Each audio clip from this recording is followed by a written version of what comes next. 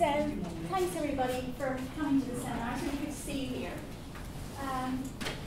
I'm not going to do a big introduction to our speaker today, because Allenna Leonard is somebody who's really well known to people in the field, but also you've got her biography with a circular for the seminar. But there are a couple of things I think that are really important, and we're very lucky to have her here, because she's certainly one of the leading people with BSN. But what I found really exciting about her is that she's one of the very few people who's actually doing this with the full knowledge of staff abuse work and so on. But the kind of huge commitment she has to doing work that makes a difference. So the kind of interventions in things like policy, public good and so on, are really very tangible things that she's totally committed to, and for that I admire her very much. And so we're very, very lucky that she's actually made the time to be here to do the seminar with us. And of course, a vote of thanks to Angela for bringing her here, because part of this is connected up with Angela's network forum, for which we had a conference here and which continues. So it's very much the ethos of the Centre for Systems Studies where networks work. So welcome, Allenna. Thank you very much. How do I move the slides? I think you just click once. Like here? Just this side. Or with the that's better. Down, okay. up, down. So the first thing I'd like to say is that this was very much of a team effort. Gerald Truce, who was the IFSR Secretary General for many years, Jennifer Wilby from this university, Pam Buckle, who's a psychologist from New Jersey, somewhere. I forget which state her university is. It's very near New York, but it might be in New Jersey. And Shankar Sankaran, who is the incoming ISSS president, who will take over after this year with Peter Tuddenham. And the first thing I'd like to say about the aging population is it includes the highest variety of any population, and so any practical work that tries to address the aging as a monolithic group is bound to be inadequate. So we've got people ranging from, say, roughly 40-year span from 65 to 105. And they have very different needs, and as individuals, they will have very different paths through varying degrees of health, ability, disability, interests. I mean, it matters quite a lot about what they've been doing until they got to the point where they were 65 or whenever. Many of the people at the younger ages, and even some into the older ages, we were talking about Heinz von Forster a little while ago. He was basically running around doing systems stuff and speaking until he was almost 90. As many of the people are. I think one of our stalwarts at ISSS is now 93, and I belong to a senior hiking group in Toronto. And a year and a bit ago, a woman wanted to lead the hike on her 90th birthday, and she did. A 6-mile hike, and she's still hiking now and still doing the 6 miles. So. Huge variety in population, and how do we address that? So the first thing we did was come together. We figured we wanted to define the issue as broadly as possible. So we had 9 themes with more than just over 100 issues that were identified, and we thought, you know, this is a complex problem. Why don't we throw every systems idea, concept that we have at it and see where we can go. And this obviously is not a complete list of systems models that could be used here. We didn't have anybody who did soft systems methodology, for instance. We didn't have anybody who did structured design process. And in particular, with respect to our own expertise, we were all systems people. So we did not have a lawyer, we did not have an accountant, and we did not have a medical doctor. All of those people would have been very useful in the discussions. So these were the themes from the brainstorming. A lot of it had to do with definitions. When does someone count as old, and under what circumstances? Is it purely a chronological, or is there the kind of thing of, quote-unquote real age as opposed to chronological age. And real age depends on whether or not you've eaten your vegetables and taken exercise and avoided smoking. So we talk about loss and resilience. Well, a lot of times people are worried about loss, particularly loss of autonomy, but also sometimes it's loss of day-to-day responsibilities, loss of having to be somewhere 40 hours a week from 9 to 6, etc. So with that kind of loss come opportunities. And one of the things that we talked about from a public perspective is how important it is to start building resilience in people long before they get to age 65, is how do you build resilience, beginning actually in elementary school. Resilience at solving problems, resilience at physical dexterity, resilience at emotional intelligence, the whole range. Now what they talked about, when we talked about internal and external, we talked about what's happening inside the person, and then we talked about how that person is interacting with either the institutions or the other individuals in their lives. We talked about access to caring relationships and developing new caring relationships. We talked about assisted living, which assisted living and accommodation mean something different in Europe than in North America. In North America, assisted living is a residential situation.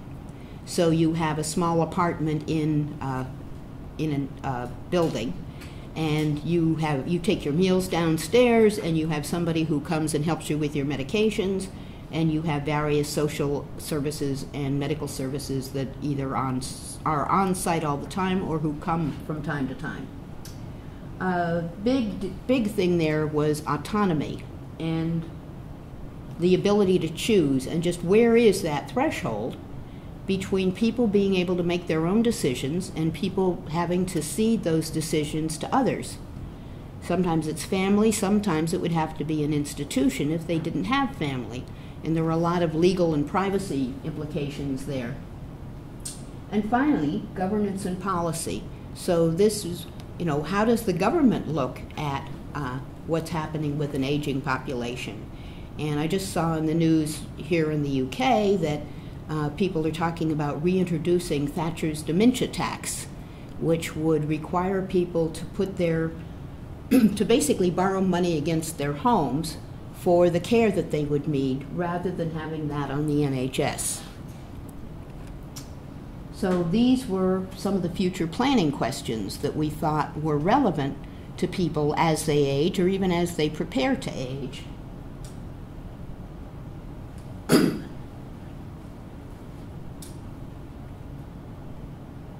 And you think of it, people as they get older have many of the same needs as people who are younger. They want to have meaningful work of some sort or another, whether it's has been in an institution and in their working life, or whether it's as part of a volunteer commitment, or whether it's a garden, or it could be whatever they want. Travel, hobbies, craft, music, a new career of some sort, writing, could be any of those things. And then one of the things that's at the very end, which very few policy initiatives for the aging deal with, is this question about what will be my legacy. And for some people, including probably most of us in this room, there's some intellectual property questions to have answered. Who gets the right to anything that we may have published in our working life?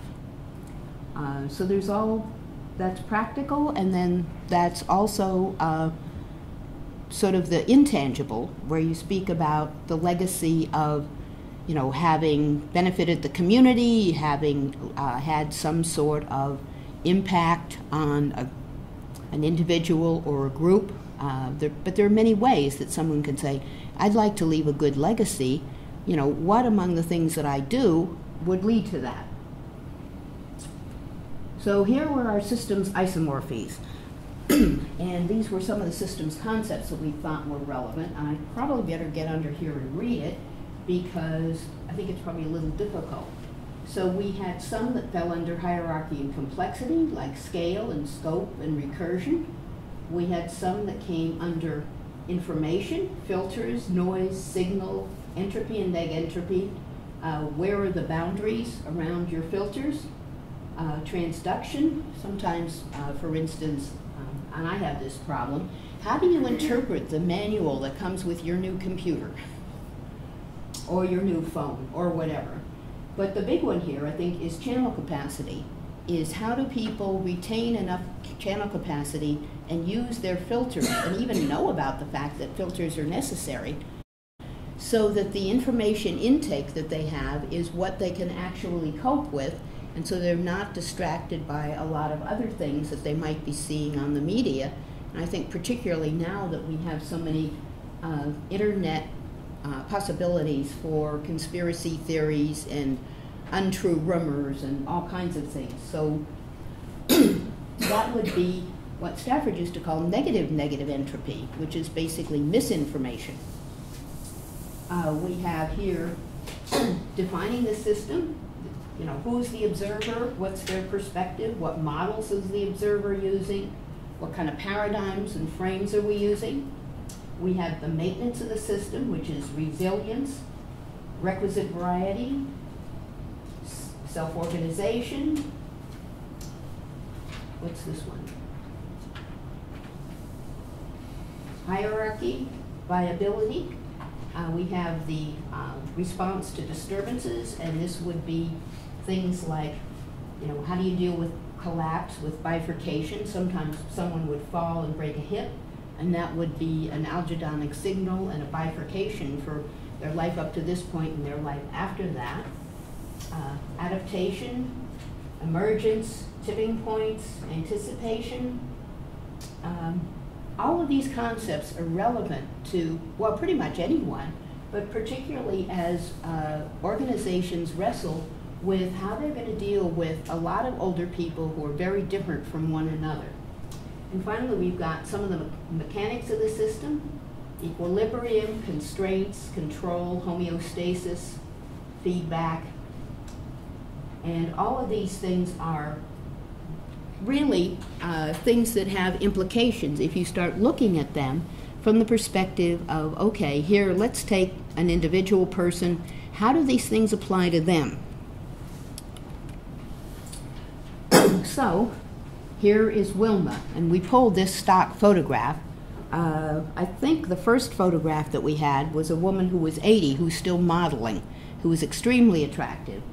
This woman looks much more ordinary. And she was assumed, in this case, to be living in a town in Austria. Not a huge town, but not a tiny one either. So, this is looking at her from some of those perspectives. So, her channel capacity. She has children, but they are not either close or having a lot of free time. The observers would be her family, her friends, what she and others think of her continuing levels of autonomy. And what about the paradigms of the elderly? So she doesn't really fit the rocking chair stereotype. She's worked all her life. She's computer literate. She has paid attention to fashion. And the requisite variety is, an example is that she doesn't have a hospital in her community because she has lived in a small city or large town, and it doesn't have a hospital. It does have clinic services, but not as many as she might someday need. So here are some of the mechanisms. What's the ongoing efficiency of her medication? Because we said she was diabetic and arthritic. How are her communications between herself and her healthcare provider handled? A lot of other things that were relating to feedback, like her relationship with her community, her relationship with her church, what kind of validation does she get for her volunteer work. A tipping point would be literally a fall, but it also could be something that would create a sense that they didn't have an obligation anymore, Sometimes someone who's at the relatively younger end of being elderly still has elderly parents. So the person might be in their 70s and they might be responsible in some way for a parent in their 90s or an aunt or an uncle. Or my oldest aunt is 100. And she's not any longer able to take care of herself very much. So hierarchy and complexity, here we're looking at scale. How many, what kind of scaling up is needed for a community to fully meet the needs of an elderly person as their needs change?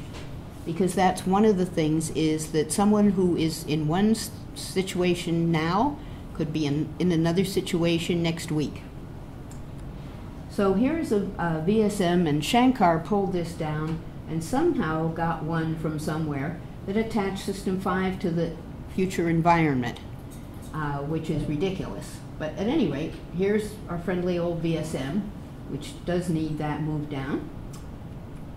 And here are the viable system model as it applies to Wilma. So identity and coherence, this is who she is. A retired teacher, Christian, grandmother, widow, volunteer, diabetic and arthritic.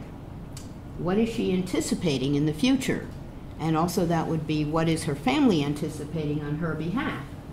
Uncertainty about her diabetes, the anticipation of loneliness, some of her friends, particularly some of her older friends, dying off, concerns about safety, security, concerns about keeping up with the garden, concerns about keeping up even with her computer needs, because they do keep changing and sometimes you don't know why something doesn't work. Level 3, managing the here and now. So this is managing the house. Maybe she can get some help. Managing the budget, which if she declines, she might not be able to do. Coping with stairs. Driving. So we said she only drove in daylight. Managing insurance and tax. One of the things that happens with people who live somewhere where they have private insurance is they get all kinds of forms, and it pretty much takes a lawyer to fill them out. And they are basically intentionally complicated so that people will not claim all that they're entitled to. Things like taking a look at the house and seeing what in the house needs to be changed. So one of the things that I was very impressed with in the place that we had this conference is that the shower was in the bathroom, but it was flush with the floor.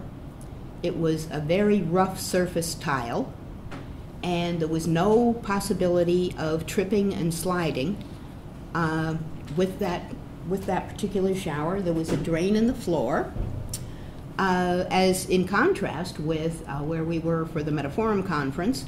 There was a sign on the shower saying, "Please go to the wardrobe and get the rubber pad so that you don't slip."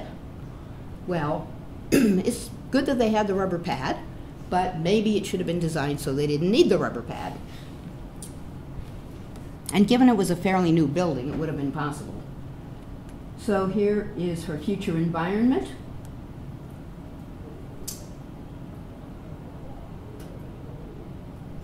And this is obviously, all of these things are very partial, because her future environment could include a theater group that she might want to join. It could include a gardening club. It could include trips to various places. But these are some things that we put down as maybe in her future environment. Here is what we might look at as System 3 star. So a doctor's checkup is a typical audit. She might meet with her financial advisor.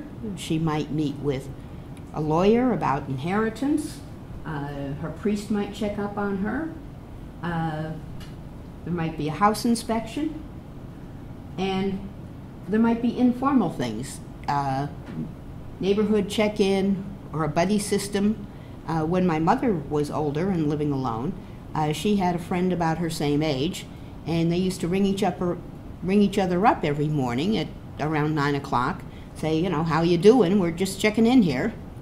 And so that was a kind of a good thing that is that people can arrange on their own. And they say, you know, yeah, it would really be nice to connect with somebody on a regular basis, and then, you know, maybe they'd go for coffee, maybe they wouldn't do anything until the time came at the end of the week to go to church, but they had this informal connection.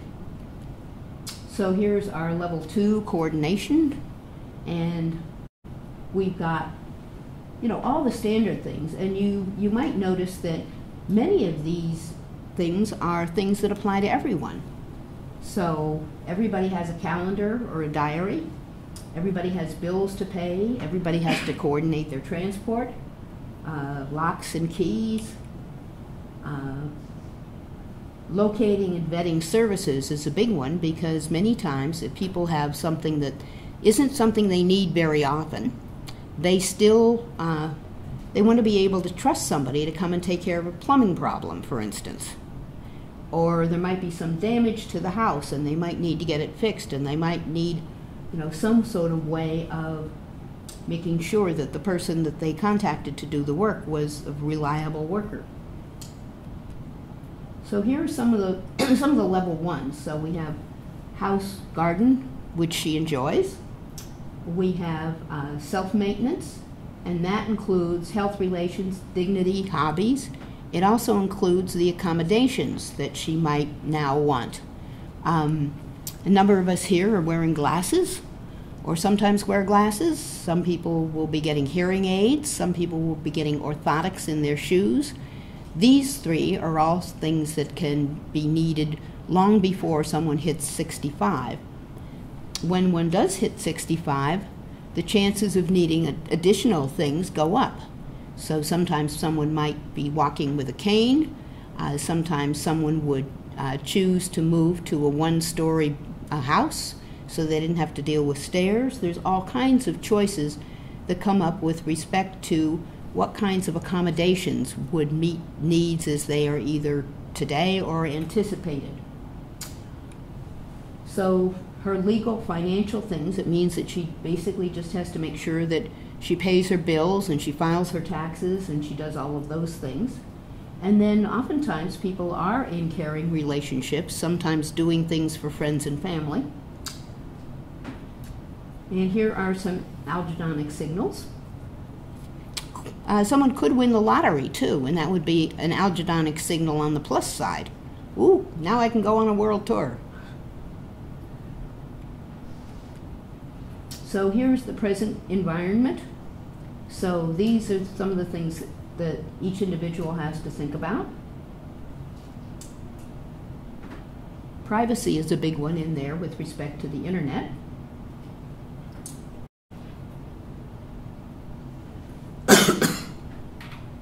Sometimes the shrinking choices and options are based not on the capability of the individual, but the fact that their retirement income might not be as high as their working income, and so they would have less discretionary funds.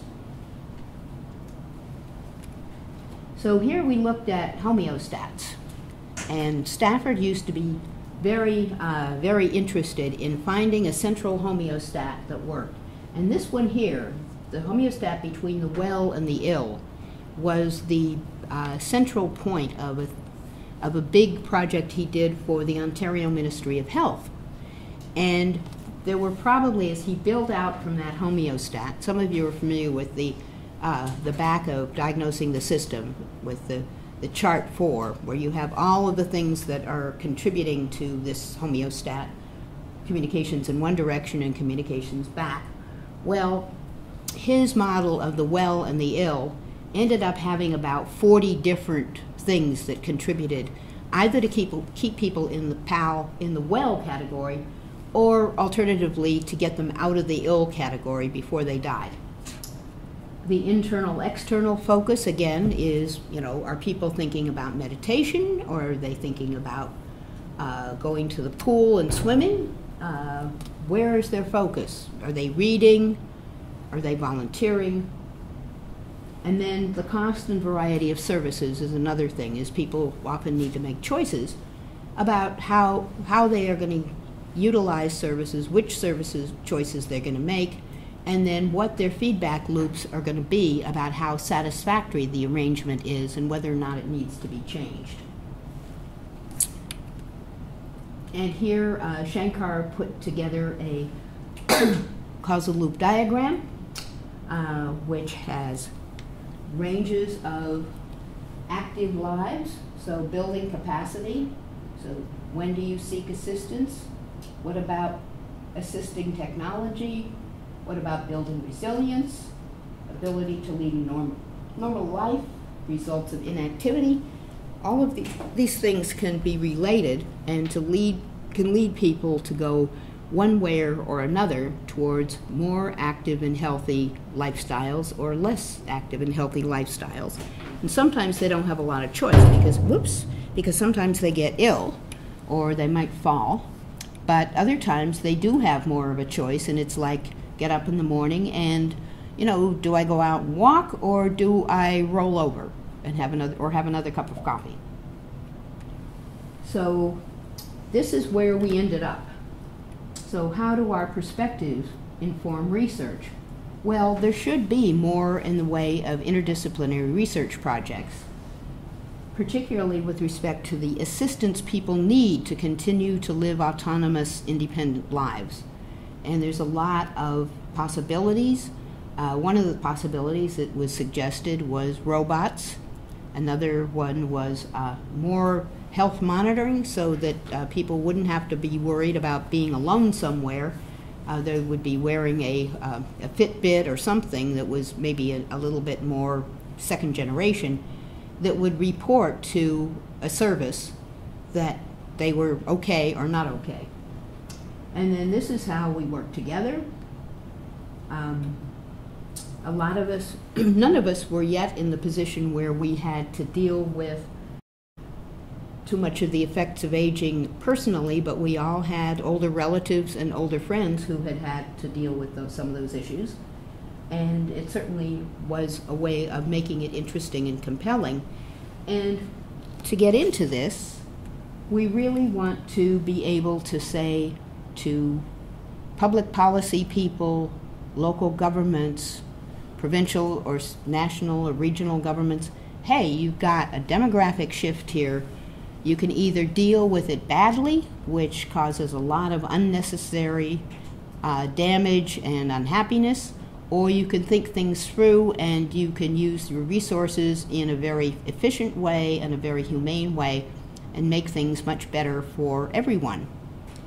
But many times, as in this dementia tax, people are throwing this out, which will, basically toss a lot of people's lives into disarray if they're planning all their lives had not taken that into account.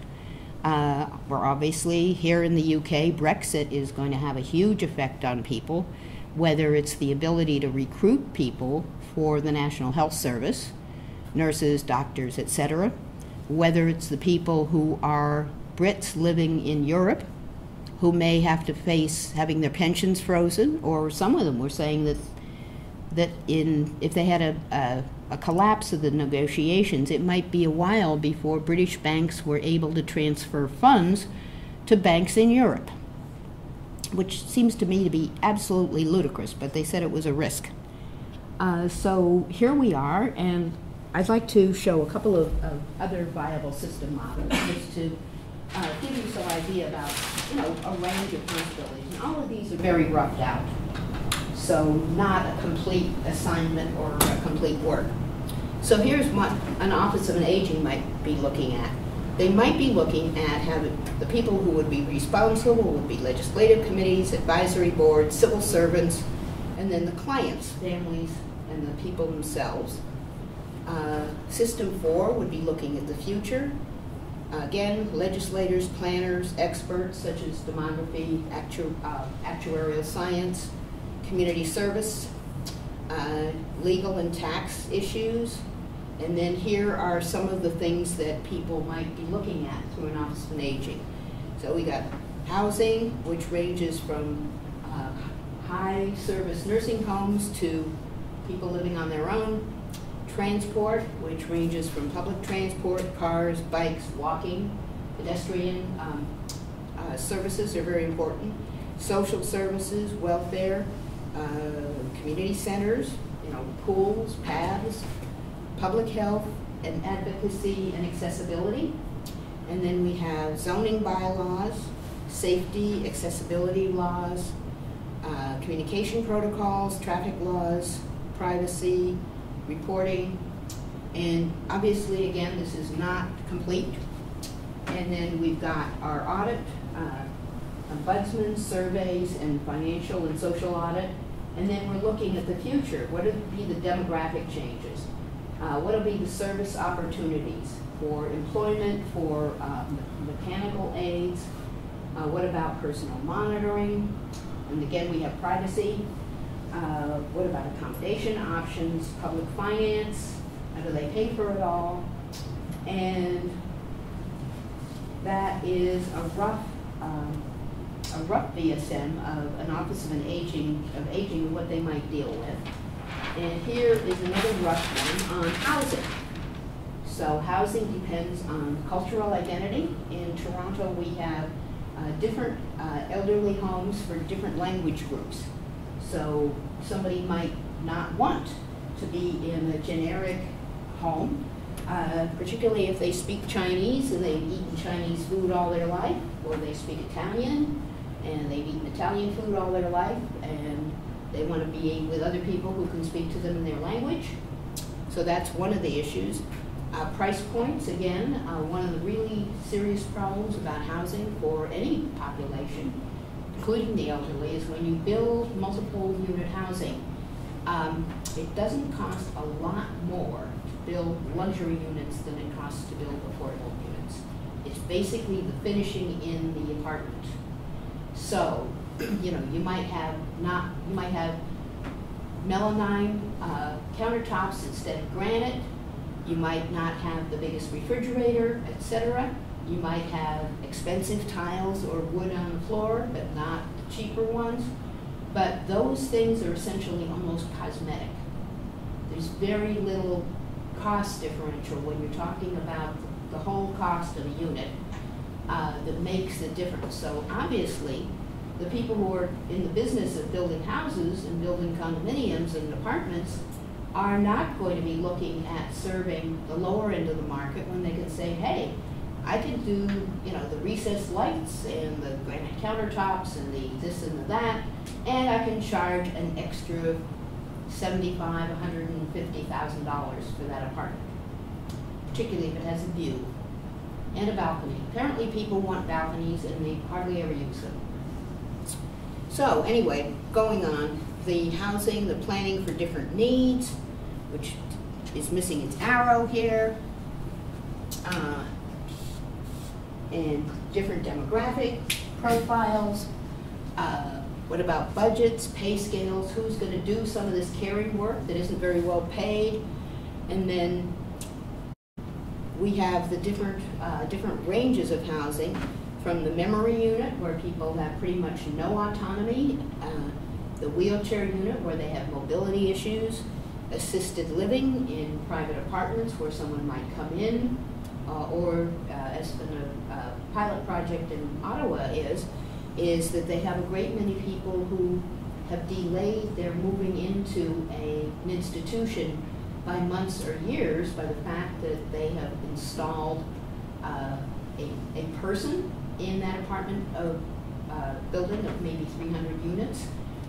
They have the lobby turned into a kitchen, library, game room, so they can all play cards or Scrabble or whatever they want to play. They've turned the basement into a mini gym. They have somebody come in every now and then. Actually, quite often, it's like 6 hours a week or something that somebody comes in and works with people in the gym. They have medical people who will drop by. They have trained the superintendent of the building who now needs an assistant, but they've trained him to be able to recognize emergencies and know when to call, and they've installed some emergency buttons in the apartments. So really, I think that they ended up spending about another $150,000 a year. And it keeps 300 people having a much better quality of life in an apartment building that they like, where they've been living for years, and it's keeping the province from having to deal with them in a more expensive facility. So down here we have retirement communities, which that apartment building almost is, although not officially. We have day services where somebody might benefit from being picked up and taken to an elder care center for the day where there'd be activities. It's regular, standard, independent living where people stay in their own houses and they take care of themselves. And then there's the final one is the temporary rehab situation where somebody might have an operation and they'll be all right later, but for 2 or 3 weeks they can't take care of themselves.